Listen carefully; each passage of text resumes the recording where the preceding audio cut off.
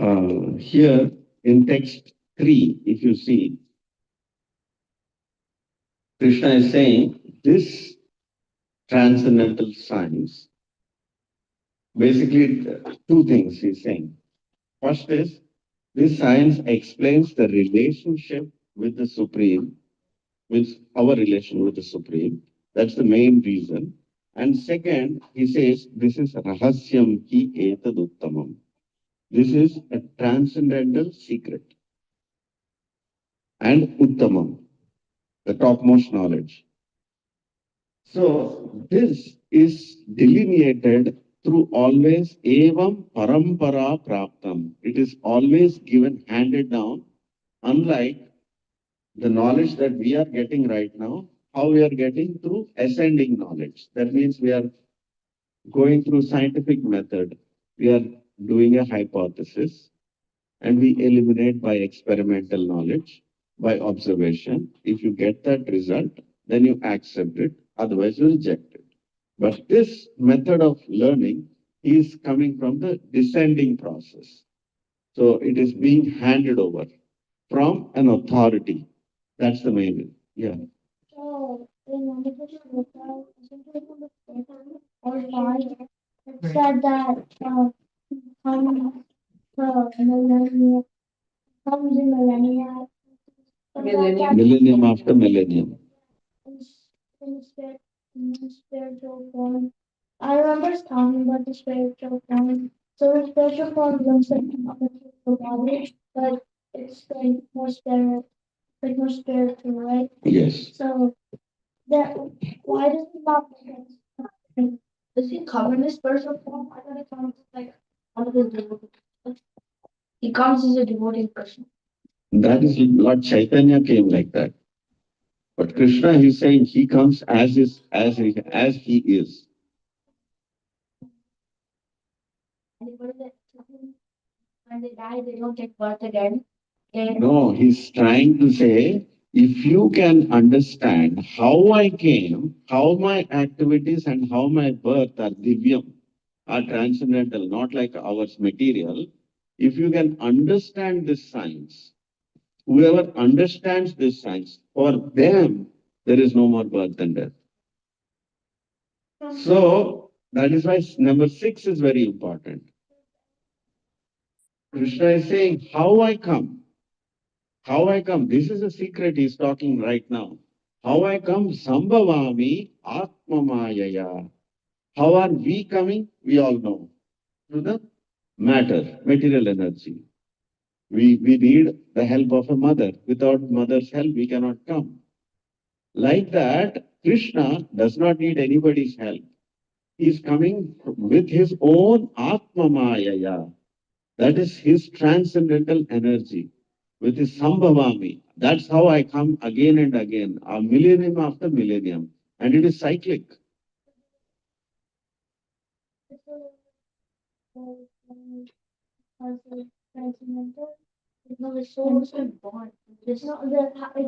Is appearing just like you can see the sun at one point. Right now, somebody in another part of the earth are able to see the sun.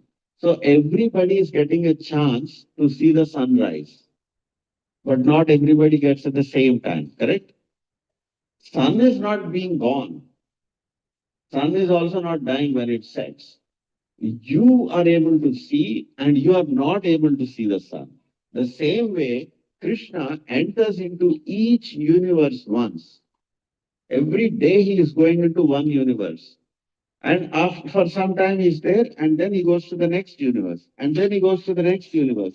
And then by the time you get the chance again, it takes one millennium. 1 millennium means 1000 Mahayugas, he comes once.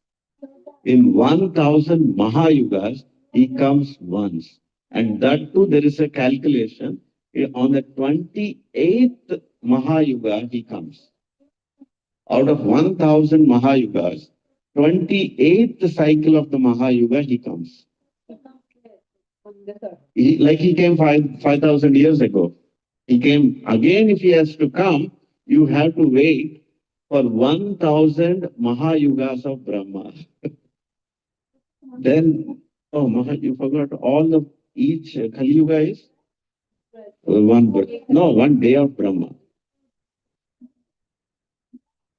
One day, half day. Yeah, you're right.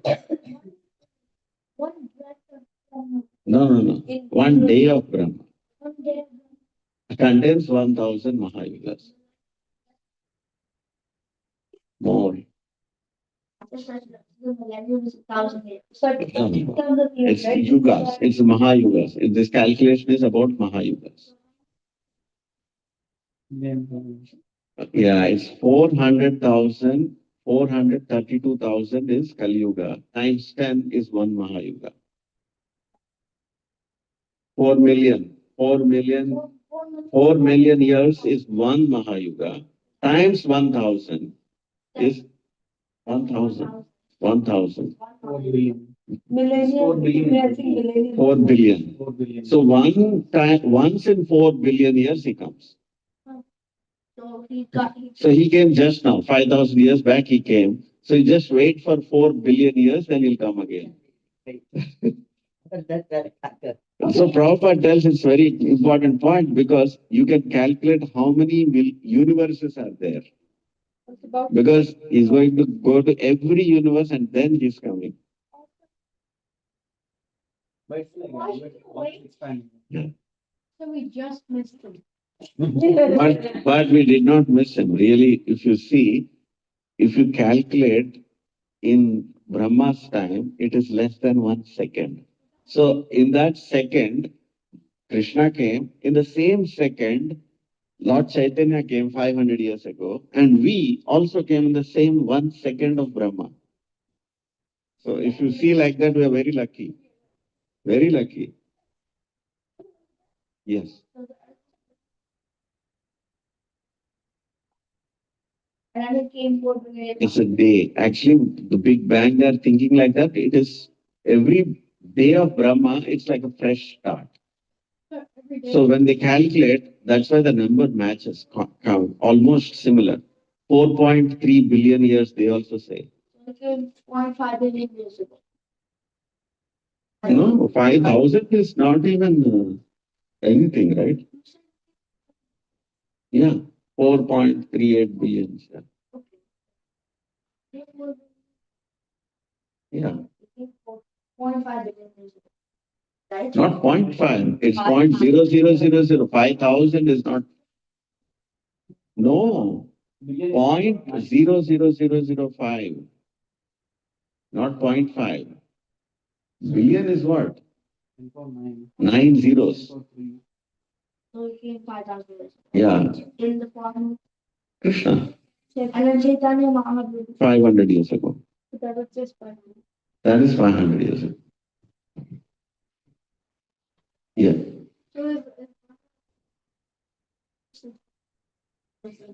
Expands. Brahma is breathing. Yeah, so Mahavishnu is breathing. Yeah, everything is resting inside Mahavishnu. Everything. So one breath. No, one breath is 100 years of Brahma. We calculated 1 day of Brahma just now. You just calculate 1 day of Brahma. That 4 billion years is 1 day of Brahma. Like that, 365 days is 1 year.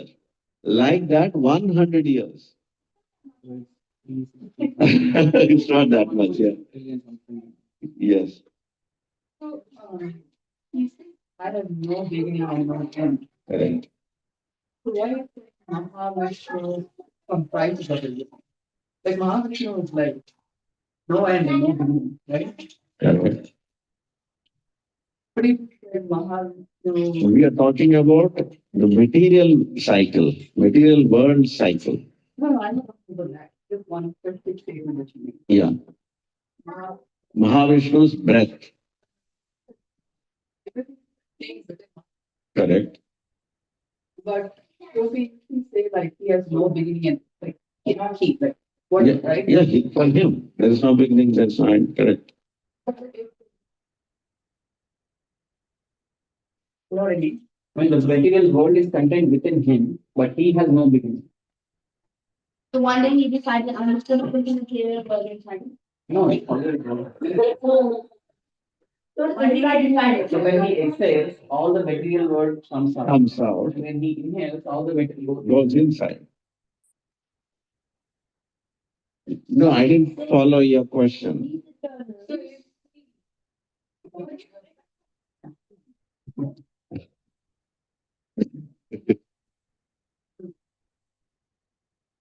If he has no beginning or end, yeah, has no beginning or end. Right. It can be contained. So that means there's no containment. Oh, he's no, not. no, no, no, no. Yeah, No, he is not contained. yeah. But like, because Mahavishnu contains everything, right? No. Everything, just like in the sky, everything is contained in the sky. All the planets, everything, even the cloud, air, everything is contained in the sky. You can visualize that much, right? Just like that, even that entire galaxies, they are all contained within Mahavishnu. But the galaxy is just like the matter part of it, but there's also the dark, like whatever the. Everything. Matter, antimatter, dark energy, this energy, What do they call it? everything. Yeah, The opposite of matter. yeah, That's, that's what they call no end and no beginning. correct. I understand what you're saying when like galaxy, like matter can be contained, but we look at him or he or she as no end and no beginning, right? That means we're just talking about matter when we talk Mahavishnu has everything. That then we are constraining, right? How are we constraining? Constraining, I'm saying that he just has the matter part, but No, he is no, then again, here only in the same chapter, Krishna confirms, even though everything is contained and sustained by me, I am not in that. He's not confined by material nature. But It's not, exactly. Yes. And he explains that how everything, whatever is, you are able to see all the matter, everything, Maya Dyakshena Prakriti, Suyate Sa Characharam. Under my superintendence, everything is running. So he said that it's just like imagine, uh, even us, like ordinary humans, we can separate our intelligence and put it like a satellite, and that satellite is your separated energy. Even though that's a scientist's intelligence who made that matter move in a particular way, and they made it float in the sky. Now you can understand how, as small, tiny humans, we have the same capability of separating our intelligence and make matter move. Yeah. So we are tiny. So the Lord is unlimited. So he's doing that in an unlimited fashion. Yeah. That is matter.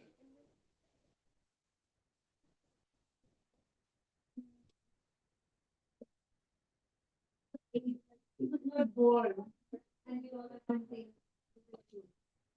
I think when you said he has no beginning and no end, it's not just in terms of his expansion or the spatial part of it. It's also the age part of it. Like he was never Correct. born. Correct. So it's in both the sense that we say no beginning and no end.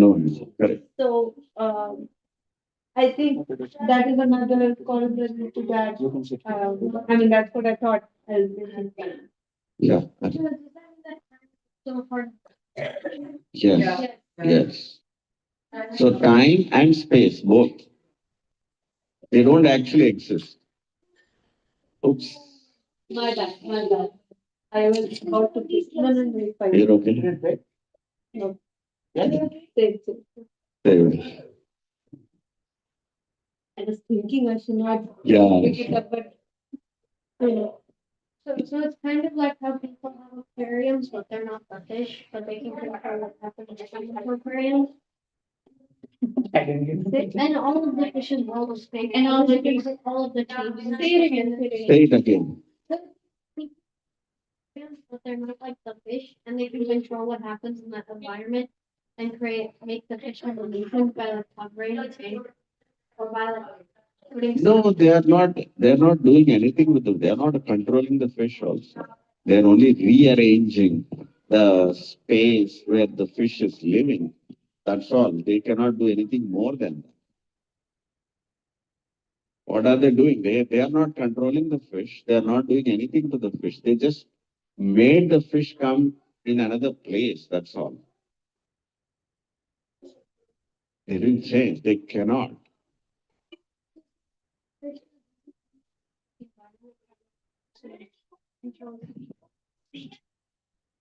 In this actually, so that people in the. Yeah, they can hear your question. So, is it also that then like Krishna isn't only controlling the material environment, but he's controlling the things that inhabit it? So he controls the material energy through algorithms. So the material energy is following certain algorithm. So once you are put inside that atmosphere, you have to follow the algorithm, Which is physics. which is physics, biology, chemistry, whatever it is. All those algorithms are already put inside. Nobody can change it. Anybody can change gravity. You can study gravity. Nobody can go against it. You can use it in your favor or whatever it is. Just like the three gunas. You can study about it, but you cannot change it. So you are part of the system now. You cannot do anything. Just like somebody created a video game, you can go and use it, become a user, become a player. That's all. You cannot go and, like a developer, you cannot go and change the characters or anything. You choose a particular character. You choose that icon, and then you can say, I am that avatar now. After you finish, go to the next level, maybe you can get another avatar. But you cannot change anything inside the game. So Krishna doesn't only control the environment, he controls the physics and chemistry behind it, and Yes. and through that he controls the inhabitants of it. Yes. He controls in a sense, he has just put all the systems in place and he left it to you. It's up to you whether you follow it or you don't follow it. If you follow a particular way, you will get certain reward. If you don't, then you will get another reward or punishment. Free will. I think he's talking about free will, correct? So Krishna just said boundaries. He doesn't like, Yes. and through those boundaries, he controls the inhabitants of it. He's not. Again, he's not controlling anything. That's the point. He's very, very kind father. He's very kind father. He is saying, you want to be part of that illusory game? Go, play, try it. If you're bored about it, then you come back home. We have a home. You belong to my home. That's called Vaikunta. Vaikunta means no misery. Kunta means misery. My Vaikunta means no misery. A place of no misery. You chose to come to this world. I will wait patiently. However long you want to play in that game, you play. The day you decide to come, then I will help you to come back home. That is Krishna's plan. Make sense? So that is the third sloka. That's the third sloka he's actually saying. That when the Lord, he has six opulences, no? One of the six opulence is renunciation. He is the proprietor of everything, but he doesn't Interfere. He doesn't Force. This is mine, Now you do how I am saying. He's not pushing ourselves, forcing ourselves. That is So how in other words, if you rephrase your question, if everything is set by algorithms, do I even have a choice? That's the question. Yes. You do have a choice. At every point, we all have choice. But after you choose, then you have no choice. No, after you choose again, you will Always have choice, but then Always, it's just every like, situation. no, it's just like suppose there is a slide. Until you decide, I want to go on the slide or not, you have choice. You chose, I will go on the slide, then you have to go down the slide. No, wait, 1 second. I can say that is one way. Yes. But supposing you're given an option, can you do this or that, right? You chose to do the second one. Then when you're going in that path, also, it's not that you will have to go over there also. At certain point, you will get a choice. That is there. That is there. At every stage in our life, we have choice. And what is the biggest choice is whether I want to surrender to Krishna, whether I want to understand how this universe is working, who is the proprietor. Nature, we say, nature is there. But whose nature? It has to belong to someone, right? So that person we want to know. So that if you choose, those who are intelligent people, they will choose that. Okay, but I want to know how everything is running. So then they are kind of scientists.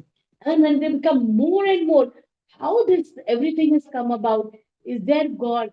That's when you will start to take to spirituality. You want to know who is God, like that. So did you give that slide example? I want to understand that in Yeah. real scenario. In real scenario, just like suppose you decide, you want to go be in Sattva-guna, you want to be in Rajoguna, you want to be in Tamoguna, you have a choice. You have a choice. At every point, you have a choice. Okay, now I decided, basically you want to do nothing, then you will go into Tamoguna. Basically lazy. I just want to do nothing. Then you are inviting the slide. I will go down that route. But what she's saying, even though you are in Tamoguna, if somebody by good fortune, some devotee will come into your life and say, what is this? You are living like a pig. Let me help you. Somehow they will force some prasadam into your plate. Then you eat. Then, despite being in Tamoguna, that guy gets a chance to hear some holy name of Krishna. Then his life changes completely. That's what she's saying. Even if you are in the slide, then still somebody pick you up. Also, if you have the desire in your heart somewhere, see, we have done some punya karma or some Krishna conscious activity, not punya karma, Krishna conscious. We are in this material world for so many ages, right? We don't know. Billions. Billions of years we are here. So somewhere we have got some good fortune of understanding Krishna consciousness. Then we will get this opportunity, and even here in Tamil also To to hear. come up. Yeah. Yeah, you're not abandoned. That's the beauty about it. Krishna leaves us, but he doesn't abandon us, but he doesn't force us also. Both the things are there. He didn't abandon us. We want to be away from him. That's all. Like that. Did you talk about that point that second sloka or something? Krishna says, "Why telling you?" Yeah. That's what I didn't come hear to this that point. point. Yeah. That's- Yeah. So destiny exists, but only after we make choices. We are the author of our destiny. It's a blank book. Just like when you buy, everybody got a cell phone. The factory is giving you with factory settings. After you get the cell phone, we all got cell phone. Now, if you look at my phone and your phone, everybody's phone look different. Why? We downloaded different apps. According to my taste, according to your taste, according to her taste, according to everybody's. Now the phone looks very different. It's the same factory phone. Like that, we are, yes. All of this woman isn't itself a destiny. Yes, we chose that, and by good deeds we got this. But now, if you don't know how to keep it, how to keep that human body, then you will lose the opportunity. Are we born with some kind of destiny? Yes, Yes, yes, yes. yes, all of us. That is only called prarabdha karma.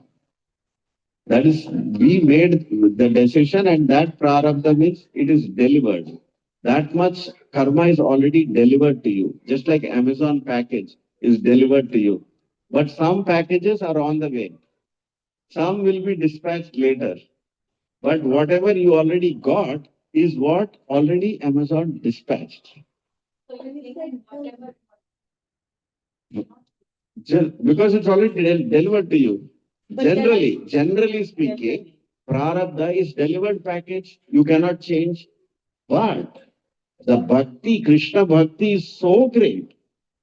Mukam karoti vachalam, pangulam gayate girim. Means, mukam karoti va. If a dumb person can start singing poetry, and by Krishna's mercy, a lame person can start climbing mountains. That means Krishna can change even prarabdha also. That is very difficult for people to understand. Is it, yeah, is it possible or not? It's not, it generally it is not possible. Somebody is blind. How can I see anymore? But Krishna's mercy, he can change it.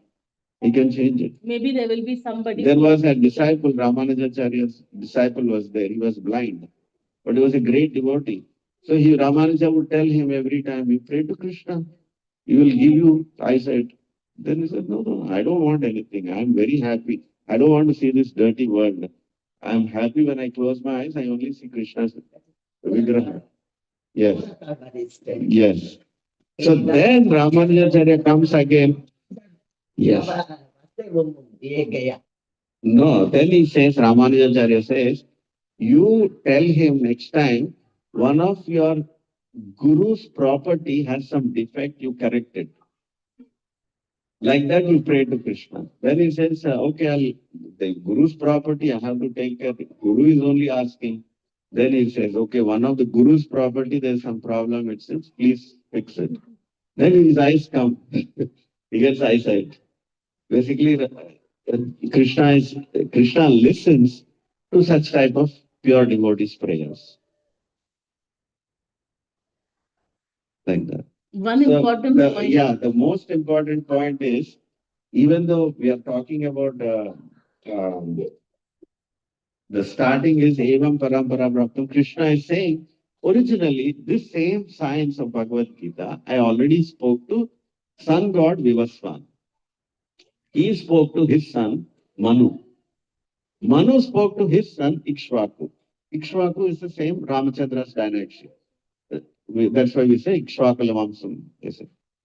So, Krishna is saying like this. Then Arjuna says, wait a minute. How is it that we both are same age?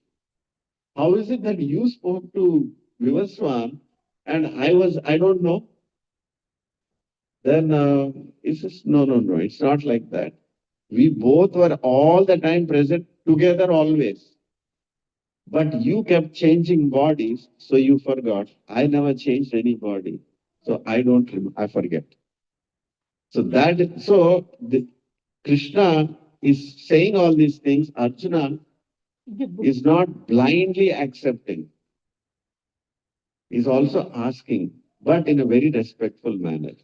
And Krishna is confirming, I am ready to reveal this secret because you are my devotee. So Prabhupada says that is a qualification to actually learn the science of Krishna consciousness.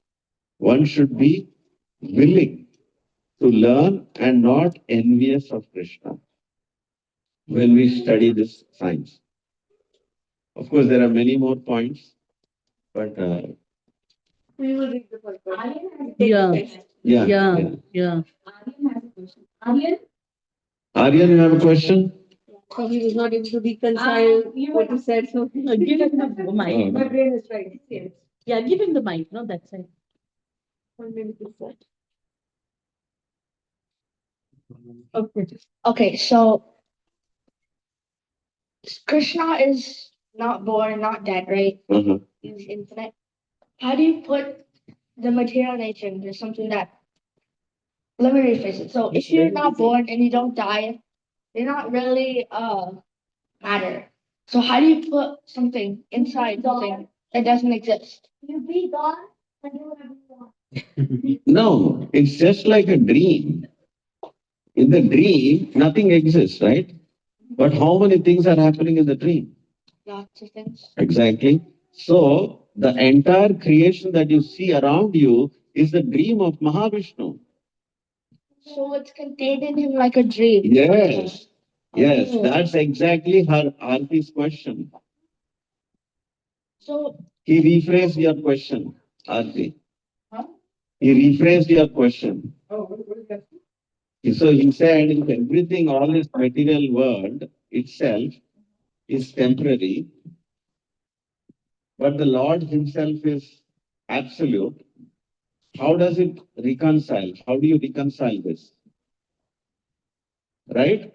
So the answer is just like in the dream, nothing exists. When you are sleeping, you are dreaming. There are so many things happening, but really nothing is there. There is no castle, there is no nothing. But you are imagining so many things. You can be in a forest, you can be in a castle, you can do anything in the dream. But once the dream is over, there's nothing. Before also nothing, after also nothing was there. The same way, this entire material creation is the dream of Mahavishnu. So this Prakriti itself is real. But the manifestations, the appearance and non-appearance, they are temporary. one more question. So could you on the board put all of like time scales since it's so massive? I think Okay. it'll help to like see it. Okay. Sure. What is one Mahayuga you're saying?